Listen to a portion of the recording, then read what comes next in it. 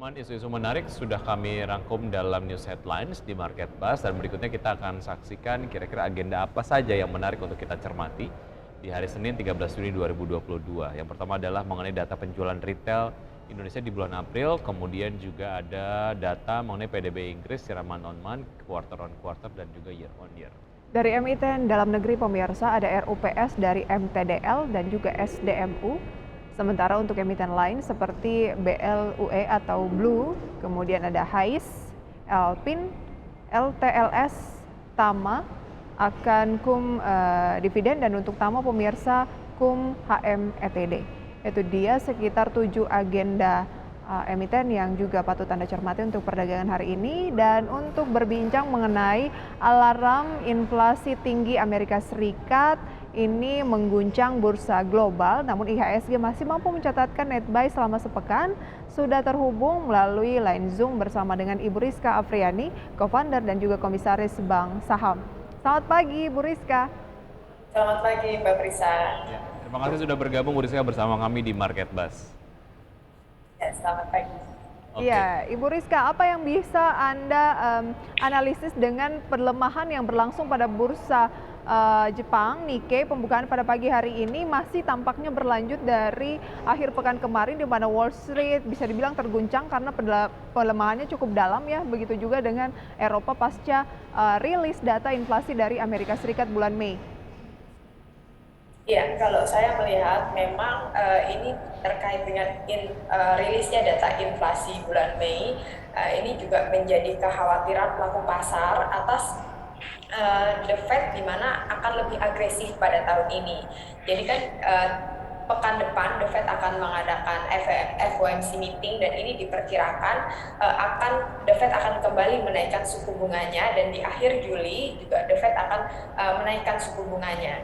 Jadi ini yang tentunya menjadi kekhawatiran pelaku pasar. Bukan hanya itu, saya juga melihat bahwa adanya Bank Dunia yang memangkas pertumbuhan ekonomi menjadi pertumbuhan ekonomi dunia menjadi 2,9% pada tahun 2022 ini juga menjadi perhatian khusus para pelaku pasar karena ini tentunya diperkirakan akan menjadi stagflasi untuk beberapa negara di dunia ya. Saya melihat bahwa dari sisi invasi Rusia ke Ukraina juga yang membuat lonjakan harga komoditas ini juga tentunya menjadi perhatian khusus pelaku pasar. Jadi kalau kita kaitkan dengan Indonesia sendiri, saya melihat bahwa pergerakan IHSG hingga saat ini masih ditopang oleh kondisi perekonomian yang relatif stabil dan ditambah juga memang kita di musim yang pembagian dividen sehingga masih ada ruang untuk IHSG tetap berada di posisi yang cukup kuat, jadi tidak terlalu terpengaruh terhadap bursa global. Kalau kita bisa melihat bagaimana IHSG yang terjadi di bulan Mei, pada bulan Mei IHSG mengalami penurunan yang signifikan sampai menyentuh level 6.600-an. Namun kalau kita lihat ini adanya bounce back yang tadi dari sisi fundamental ekonomi Indonesia sendiri yang cukup kuat, ini yang membuat IHSG masih kembali menyentuh level 7 ribuan. Jadi saya melihat bahwa yang terjadi terkait dengan kenaikan inflasi di US dan kekhawatiran pelaku pasar ini tidak serta-merta membuat IHSG kita itu akan mengalami penurunan yang signifikan. Penurunan itu wajar karena memang ini juga yang dihadapi oleh berbagai negara di dunia. Ya, ada satu appetite yang kemudian juga ditunjukkan oleh investor asing, ini kemudian terbukti dari apa yang tadi sudah disampaikan oleh Prisa bahwa memang asing mencatatkan net buy selama sepekan kemarin dan IHSG ditutup di zona hijau begitu. Nah, negatif sejauh ya? di zona negatif untuk kemarin ya. Oke. Walaupun kemudian pelemahannya ini lightly saja, tapi kalau dilihat dari sektor-sektor yang kayaknya menarik untuk kita cermati di perdagangan hari ini, sektor apa saja Mbak Rizka?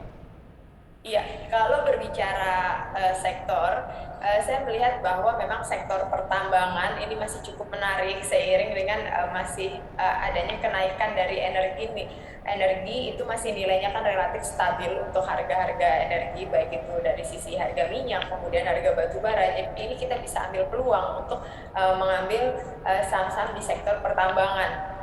Nah, di sektor pertambangan kita bisa menjadi sebuah pilihan. Kemudian juga selanjutnya ada di sektor perbankan. Sektor perbankan ini kalau kita lihat pada pekan sebelumnya kan ini menjadi sebuah pemberat indeks ya, karena rata-rata saham-saham yang big caps ini mengalami penurunan yang cukup signifikan. Tapi di saat itulah kita bisa mengambil peluang untuk melakukan akumulasi beli secara bertahap ketika penurunan itu terjadi pada saham-saham perbankan.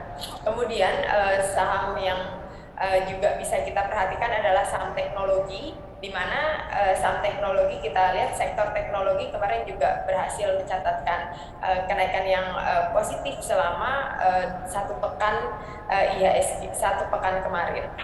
Oke, Anda lebih menitik beratkan masih kepada sektor-sektor yang memang ngelit gitu ya, sejak awal tahun banking, kemudian juga komoditas, dan satu lagi adalah teknologi. Kalau kita cross check dengan deretan 4 saham rekomendasi Anda yang sudah kami himpun tadi, mengapa ini agak berbeda ya Ibu Rizka? Kita cross check pemirsa, saham-saham rekomendasi untuk hari ini adalah Telkom, direkomendasikan buy on weakness untuk medium term dengan target price 4.500, support di 4.000, resisten di 4.100. HMSP buy on weakness dengan support 1.055, resisten 1.100, target price 1.430. ENRG support 270, resisten 290, target price 300 short term, dan INKP medium term support 8.100, resisten di 8.500, target price 9.000. Ada satu ENRG yang short term, sisanya adalah medium term. Ibu Rizka, apa yang membuat Anda kayaknya ya ada sih yang berbasis energi gitu ya, kemudian banking nggak ada, teknologi juga nggak ada. Kenapa agak berbeda dengan sektoral yang Anda sampaikan tadi? Iya, betul Mbak Prisa. Karena banking ini saya rekomendasikan membeli secara bertahap.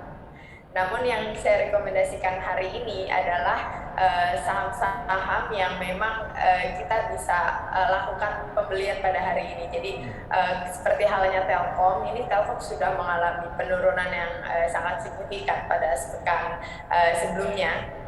Dan ini saya melihat ada potensi technical rebound. Sehingga saya melihat bahwa ketika kita membeli Telkom saat ini pada posisi buy on weakness dengan level support 4.000, ini memberikan peluang yang lebih untuk kita bisa melakukan pembelian saham pada hari ini ya. Oke, untuk mengantisipasi dengan consumer goods yang lain HMSP. Baik, untuk mengantisipasi IHSG yang akan tertekan karena imbas dari mungkin kenaikan suku bunga The Fed begitu ya, ada baiknya untuk buy on weakness, saham, banking, kemudian juga pertambangan, dan juga ada teknologi. Tetapi yang udah layak untuk dilakukan pembelian, nggak perlu nunggu lagi, adalah keempat saham ini gitu ya Ibu Rizka ya. Nanti kita bahas lebih jauh, kita jeda dulu Wiki ya. Betul sekali, kami akan segera kembali setelah jeda berikut, tetap bersama kami di Market Buzz.